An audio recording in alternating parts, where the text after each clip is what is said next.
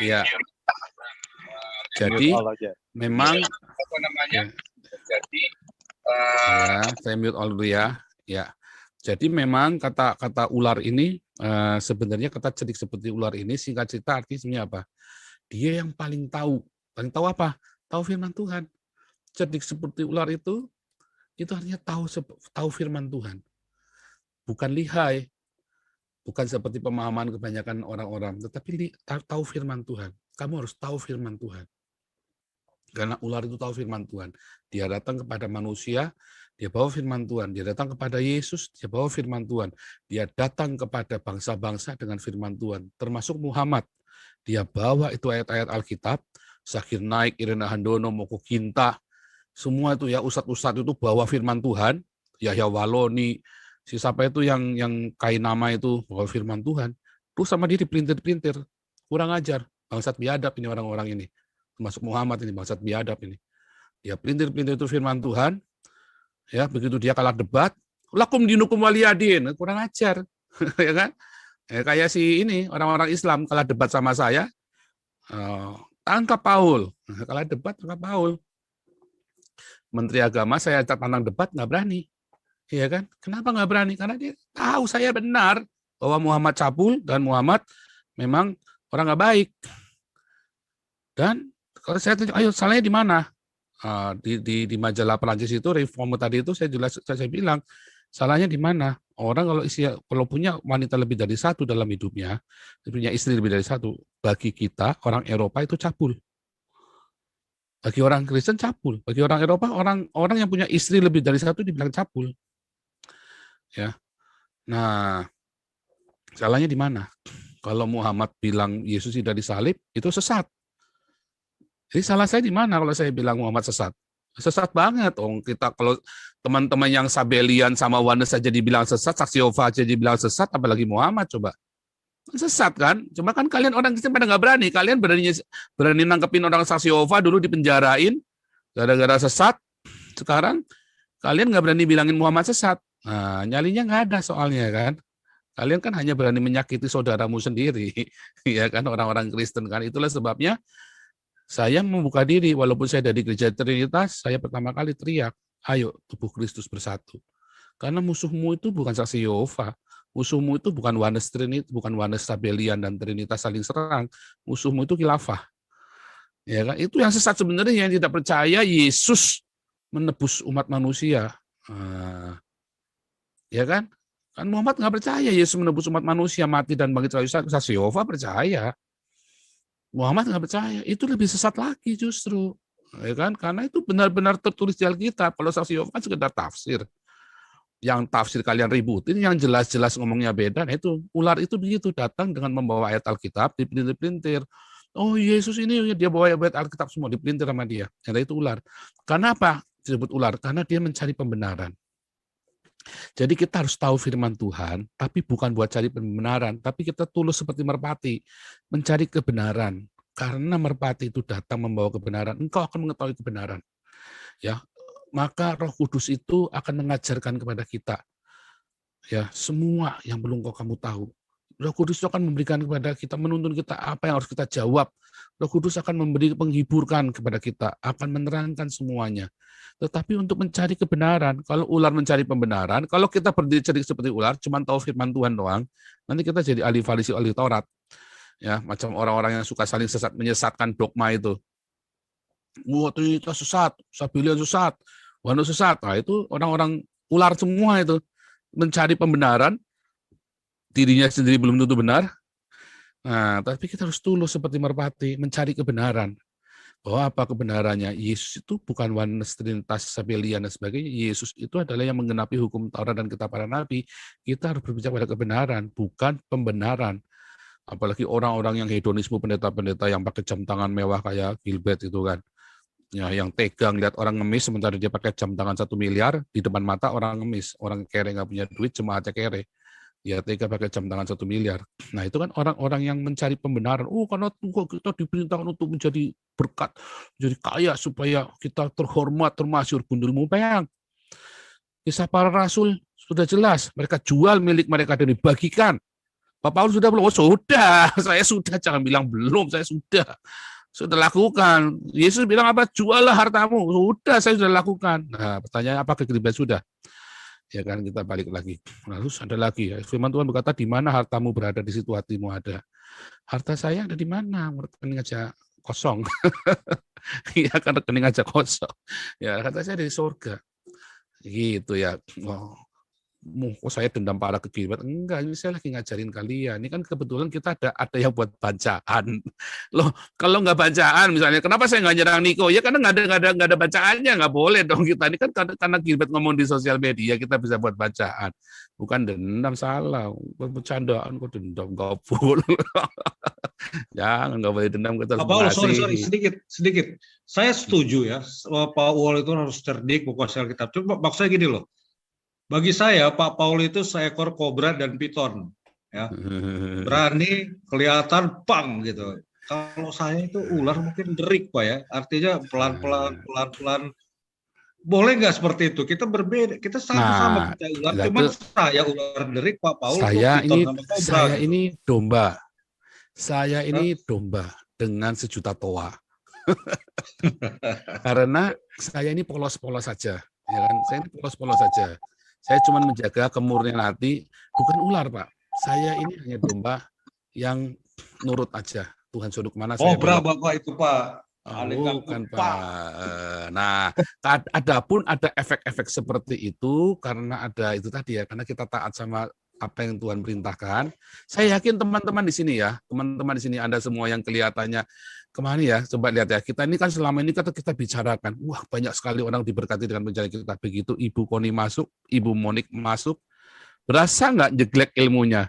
Jauh, mereka di atas kita harus jujur. Ya, Ibu Monik itu jauh di atas kita kemarin. Ya, kita ini kan kumpulan-kumpulan. Tetapi dari situ apa?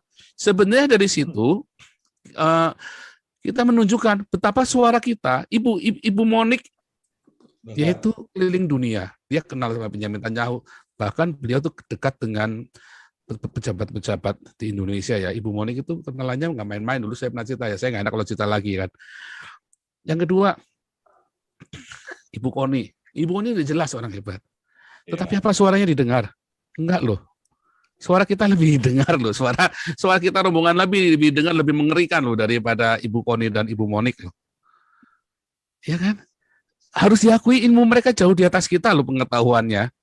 Ya jelas mereka dekat dengan kekuasaan. Ya jelas mereka punya informasi yang lebih banyak daripada kita. Orang punya informasi kan lebih tahu, lebih pintar udah dengan sendirinya toh. Tetapi kenapa suara kita lebih didengar daripada Ibu Koni? Coba kemarin, Ibu Koni waktu mau Jokowi mau bikin keputusan diajak ngomong nggak? Enggak. Berarti kan nggak didengar suaranya. Waktu mau bikin alutsista itu, ya kan diwawancara sama Peter Gonta, didengar nggak? Nggak didengar. Padahal orang pinter, nggak didengar. Saya kutu di seberang samudra dengan rombongan para nabi ini. Wah, kita mengeri, intel ada di sini tiap hari nih. Percaya nggak di sini kita ada intel? Ada, masuk di dalam. Ada. Udah, bahkan intel Jerman pun masuk sini, intel Belanda, intel Prancis, intel negara-negara ada di kita. Tiap hari YouTube saya dimonitor terus sama intel dari Eropa dan intel dari Indonesia. Betapa suara kita didengar. Suara kita didengar dengan lantang sekali. Kenapa? Ya itulah Tuhan memakai orang-orang yang lemah, orang-orang yang bodoh untuk mempermalukan orang-orang yang berkuasa kan. Kita ini hanya kutu, saya kan hanya kutu kecil, tetapi dengan sejuta toa, dengan urapan dari Tuhan Yesus. Begitu. Nah yang kedua tadi yang Israel, ya orang Palestina itu tadi sudah saya jelaskan di depan di awal ke Pak Yesus itu ya, bahwa orang Palestina itu sudah habis. Orang Filistin yang penduduk asli Filistin dari Kreta ya, itu sudah habis di zamannya itu penduduk asli Kanaan ya, keturunannya Ham, orang Kanaan itu orang yang jadi orang-orang Kreta. Mereka itu adalah bajak laut dan para inilah perampok ulung lah. Itu sudah habis di zamannya Raja Asyur. Itu dipindah semua, digenosid, dipindah semua, dibuang, udah hilang. Udah nggak ada lagi. Nah, terus tahun 700 sebelum Masehi itu seluruh tanah Israel itu kosong tuh. Tinggal wilayah Yehuda. Tahun 500-an orang Yehuda pun dibuang ke Babel. Itu menjadi tanah kosong, nggak ada orang di situ. Kosong, benar-benar kosong. Dibilang di Yeremia sama di Yeskiel sama itu kosong, jadi tempatnya jin. Dibilang jadi tempatnya jin, dibilang gitu kan.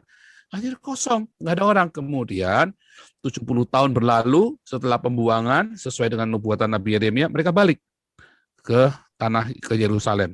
Mereka mulai bangun, terus ganti Iran Persia diganti dengan Media ganti dengan Yunani ganti dengan Roma sampailah zaman Yesus, dan tahun 70 itu Yerusalem diruntuhkan dan kosong, jadi tanah kosong sampai tiba-tiba ada penduduk orang-orang Islam bangkit di Irak, di Baghdad itu kan. Kemudian orang-orang Islam ini dia mulai tengok ke Masjid Al-Aqsa tahun 700 pertama kali dibangun, ya kan? Dibangun tahun 700, bukan Muhammad yang bangun. Si siapa itu saya sampai lupa lagi. Marwan, si apa? Sampai lupa saya itu. Tahun 700 baru dibangun tuh Masjid Al-Aqsa. Nah, itu kemudian dikuasai sama Islam tahun 700. Apakah orang Filistin? Bukan. Arab berarti. Marwan siapa nama saya lupa sampai sebentar, saya lupa lagi, kita ingat tiba-tiba blank. Jadi itu bukan orang Filistin, tapi orang-orang Arab dari Irak yang pergi ke sana, orang-orang dari Abbasiyah, orang dari Umar ya, dinasinya Umar itu kan. Nah, kemudian berganti dengan dinasti Abbasiyah. Nah, itulah mulai masuk ke sana. Tahun zamannya Abbasiyah itu orang-orang Islam ini masuk.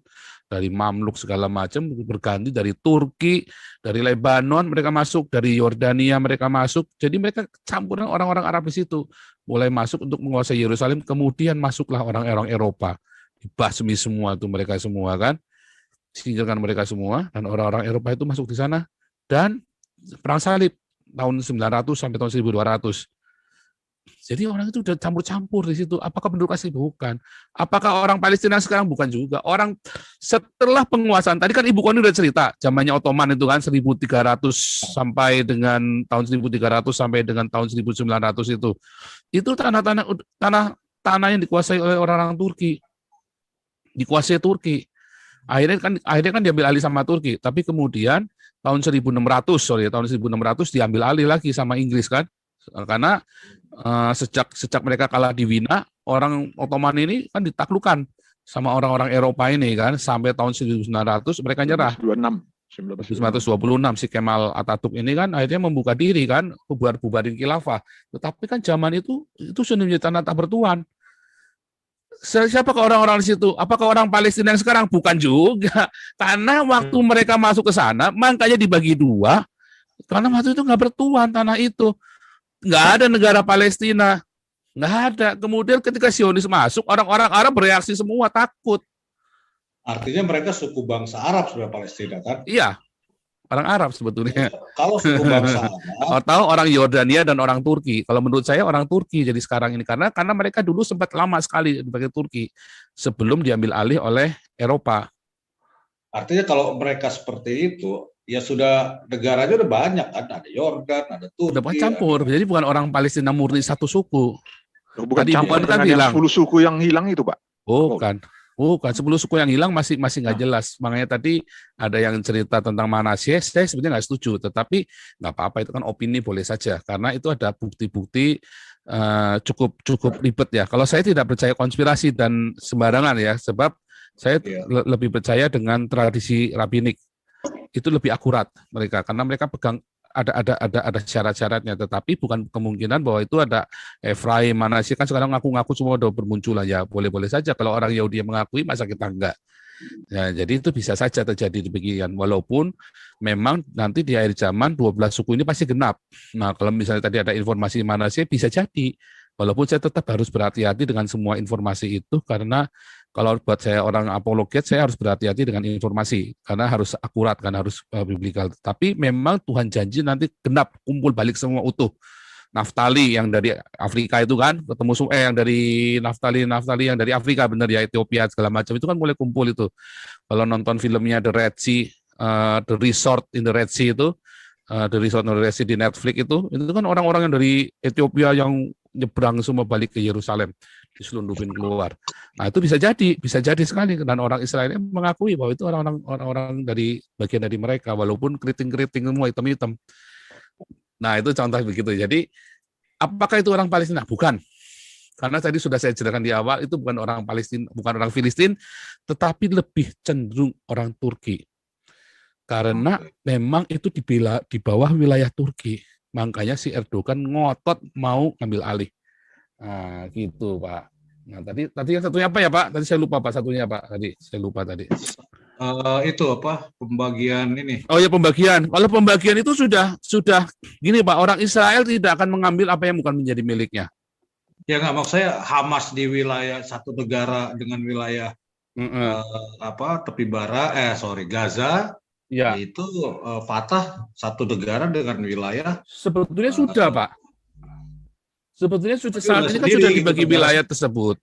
Cuma kan bukan sekarang negara masalahnya sendiri, gitu. kan sudah di Gaza, kan masalahnya kan split-split kan, tempatnya bisa-bisa begitu kan. Nah, sekarang masalahnya memang nekatnya si Hamas tadi adalah sesuai dengan Al-Quran, sesuai dengan hadis dan Al-Quran, bahwa habisin orang Yahudi, dan mereka mau menjadi pahlawannya untuk menjadi tukang bunuhnya orang Yahudi. Kan sudah ditekatin mereka. Beda dengan Fatah. Kalau Fatah memang bertekad untuk bernegara, Pak. Kalau Hamas memang bertekad mau bunuh semua orang Yahudi. Dan itu memang kerjaannya mereka itu. Nah, yang bodoh rakyatnya. Rakyatnya bukan bodoh, takut. Nah, tadi ada kirim ya. 10 bukan ya, saya tadi ada terima informasi ternyata ada banyak miliarder di jalur Gaza, ngeri ya. Iya, Pak. Aduh, ini satu lagi nih, sebentar ya. Sebentar, ini saya mau kasih ini dulu nih, kasih ini dulu dah. Ini yang kasihan dulu deh. Nasib 2 penghina Palestina di RI, dikeluarkan sekolah, ditahan polisi.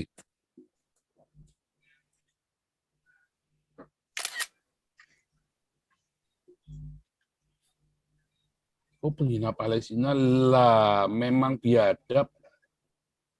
Jadi protes Rudi Kamri di kanal Anak Bangsa. Apel lu. Seru nih Pak Paul. Apel lu. Yang kemarin Pak Paul. Ini kan Hamas. Nah, sekarang masalah ini Palestina ini adalah Hamas. Iya. Memang biadab kok. Nah, orang Palestina aja pergi kemari kok kabur kok. Nyatanya orang Palestina aja kabur ke sini semua minta swaka di sini kok, pada nggak mau pulang kok. Dan si Abbas itu belum pernah ada komen loh mengenai konflik yang terakhir ini. Enggak lah, diancam lah, dia bingung mau apa, susah. Serba salah dia. Sekarang penguasanya Hamas. Jadi menurut saya ini benar-benar adalah kebodohan.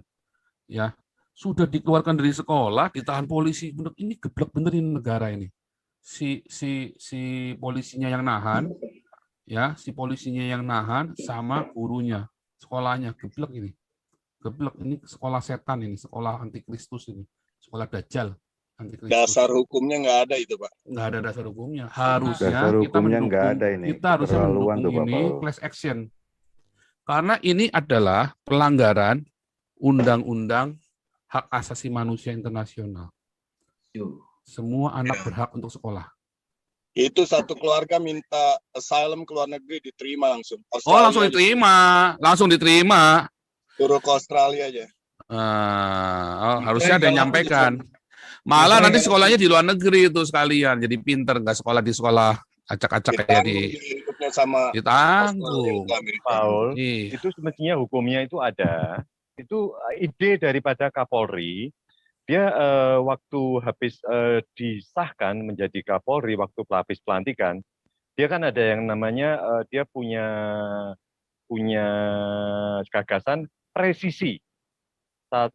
Satu presisi, yang kedua adalah restoratif justice. Restoratif justice itu adalah penyelesaian di luar pengadilan atau di luar kepolisian. Semestinya itu adalah kedua belah pihak. Ada pelakunya, oke, mereka dianggap pelaku. Ada si korbannya kan Palestina, Pak, nggak ada. Itu dianggapnya nggak ada karena tidak ada di Indonesia. Dan ini seharusnya Kapolri itu harus negor daripada Kapolres dan Kapolsek. karena salah menerapkan apa yang dimaksud dengan Kapolri. Itu adalah restoratif justice. Pak Indro, sorry. Ya. Menurut saya, Pak, itu kesalahannya tidak hanya di situ. Tapi itu delik-delik aduan. Makanya menghina presiden itu sekarang nggak boleh aduannya dilakukan oleh orang lain. Harus dilakukan oleh Langsung. presiden. Nah, kalau Isunya delik ini aduan yang sekarang, dilakukan nah oleh kalau tim, kayak Pak. gini, nah ya itu. Kalau Nah, ini seperti ini, yang ngaduin siapa? Dubes Palestina juga enggak kok. Bukan, Kan makanya aneh. bingung. Iya, Nah, itu nggak boleh, Itu Pak. masalah. Karena apa? nggak boleh. Si korbannya itu nggak ada. Korbannya itu adalah Palestina. Pelakunya Betul. oke. Habis itu mereka itu tidak boleh ada penahanan dan tidak boleh ada dijudge, nggak boleh. Itu adalah Karena- kedua belah pihak. Ya, karena Harus katakanlah diselesaikan kalau baik-baik. Tuntut balik ini. Harus kalau tuntut deliknya balik ini, Pak, kalau delik aduan, yang mengadukan misalnya salah satu tokoh setempat ya, polisi pasti akan nanya, kerugian Anda apa? Itu kan? Nah ini kan Pasti. juga susah. Makanya Ini nggak boleh diwakili, Pak. kacau tuh. Nggak Tapi boleh sebenarnya diwakili. gini, Pak. Ya nggak boleh diwakili, tapi polisi boleh, akan nggak nanya itu. Nah, sebenarnya gini, Pak ya, kita sebenarnya harus juga berpikir sedikit jernih, meskipun salah ya, mereka salah. Tapi memang sebenarnya saya tanyalah ya ke ada salah satu orang di Polda, tujuan mereka sebenarnya itu untuk mengamankan keluarga sama si orang itu ya, anak itu sama keluarganya, mengamankan dari amuk massa. Amankan Tapi khilafah itulah yang bikin bosan gitu. karena itu di Bengkulu Selatan kan tuh daerah yang jauh, Pak, bukan di Bengkulu loh. Kabupaten yang jauh yang kita itu minoritas sekali. Tapi implementasinya itu yang Cara kaprah. tepat. Mudah-mudahan lah ada semacam evaluasi dari Propam atau seperti apa. Itu Pak Yosef, Pak Hendro, makasih. Iya. Betul, Berarti itu gini, Pak implementasinya, Pak, yang kurang tepat. Itu kasihan. Dia Ya, harus Pak- Iya Pak kasihan, Sinong, makanya ini harus ada pendampingan. Saya nggak tahu bagaimana cara menghubungi mereka, ya. Ini harusnya orang ini bisa menuntut, ya. Orang ini dua siswa ini harusnya bisa menuntut kepada negara, bisa tuntut, negara bisa dituntut gara-gara ini loh. Ya, Undang Pak, aja Pak Paul ini gagal. Dan tuntutannya ini dia bukan hanya nanti bisa disekolahkan lagi, tetapi dia bisa minta ganti rugi karena itu adalah ada kerugian moral loh. Iya, Wah, nggak kebayar tuh Pak Berarti Pol. negara gagal, Pak. Ini negara gagal. Ya. Hukum negara Fungsinya tidak itulah. berlaku. Hukum mayoritas yang berlaku. Ini yang Ya. harus dilawan. Hukum mayoritas ini berlaku. Memang kenapa? nampaknya Karena hukum ada negara tidak skenario untuk membuat seluruh Indonesia tidak boleh sedikit pun bicara di luar Palestina. apa Betul, Palestina, Pak Paul. bahwa orang harus mendukung Palestina, tidak boleh mendukung yang lain. Nah, memang ini kan pembungkaman, Pak. Ini pembungkaman. Ini nggak pembungkaman. Nah, ini melanggar hak asasi manusia. Ini saya harapkan LBH Mawar Sarun bisa turun nih, Pak. Wah, nggak Mudah-mudahan bisa. Nggak LBH mungkin Indonesia, Pak, nggak Pak. boleh juga. Mana bisa. Lagi ribet ya Pak. nggak Mawar Sarun, Pak. Saya ya nanti kita lihat lah ya. sebulan Coba ini. lihat, mudah-mudahan bisa. Cuman masalahnya kalau ada orang yang ini bisa teriak yang keras, ini kita bisa bikin ini, bisa bikin tuntutan. Kita tuntut. Undang aja Pak Paul. Kalau bisa orang Nah, tuanya kalau itu- bisa, iya, berani nggak masalah, punya nyali nggak? Ya, kalau keberanian lagi Pak Paul. Masalah Nah, lagi. makanya kita dukung terus. Oke, ini lanjut dulu ya, biar progres ya. Siap. Oke, ini Pak. Pak Paul, kapan saya bisa Pak, bicara? satu nih? lagi, sorry, yang sedikit lagi. Ya, Peran Netanyahu korupsi gimana, Pak? apanya?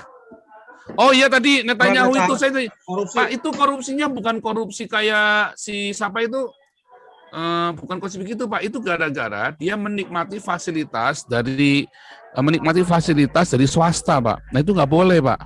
Jadi korupsi itu, definisinya korupsi di sana udah nggak kayak kita. Di kita ini korupsi ini kayak partai PKS itu loh, dagang sapi korupsi, kayak si Setia Novanto. Nah kalau di sana korupsi, kalau Bapak sekarang pejabat negara, terus Bapak terima Harley Davidson dari rakyat sipil, Bapak bisa masuk penjara gara-gara itu Pak. Gratifikasi. Gratifikasi doang. Padahal itu juga bukan gratifikasi, dia hanya menikmati fasilitas sipil, itu benar-benar nggak boleh. Nah contoh ya, saya di sini punya Rex Anwalt ya. Rex Anwalt, nah ini biar tampak muka nih ya. Nah, nih supaya kelihatan jelas nih. Saya di sini punya ada Rex Anwalt, apa namanya Rex Anwalt itu?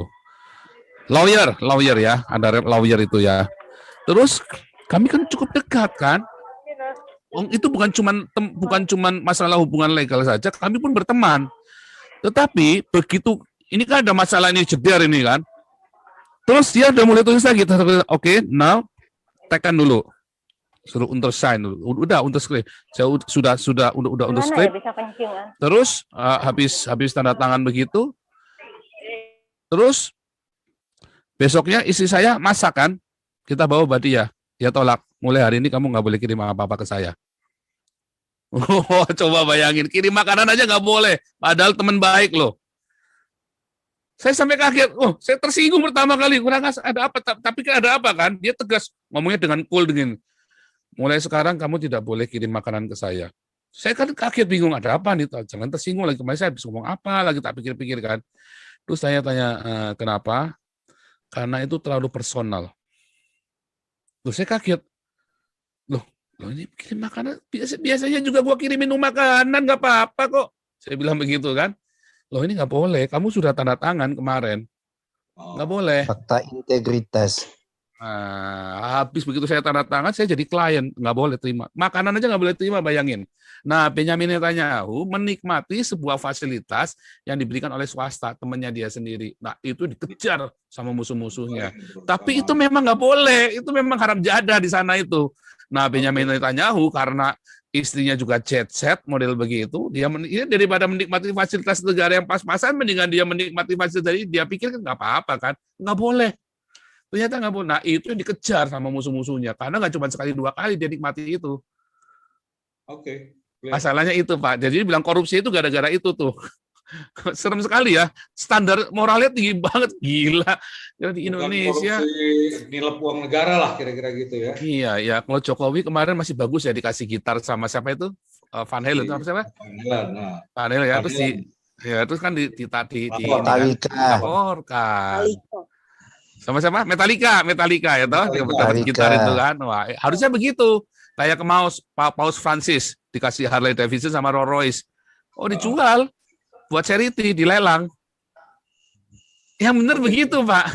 Yang benar begitu, Pak, negara itu. Iya. Kayak Paus, saya bilang Paus Francis ini ngeri sekali. Itu memang bikin iya, walaupun Paus Francis ini salah satu yang ini ya, salah satu yang buat terobosan. Mengkritik Israel ya. Salah satu yang mengkritik Israel. Tetapi sebenarnya bukan membenci, saya mengkritik, beda ya, karena bagaimana juga Israel kan sudah menjadi adidaya sekarang, ya harus dikritik lah. Tetapi bukan masalah, kalau lihat kekejamannya itu, enggak lah, Israel membela diri lah, itulah. Itu membela diri. Oke, lanjut dulu. Oke, makasih ya. Susu! Luar biasa, Bang Siol, luar biasa. Terima kasih.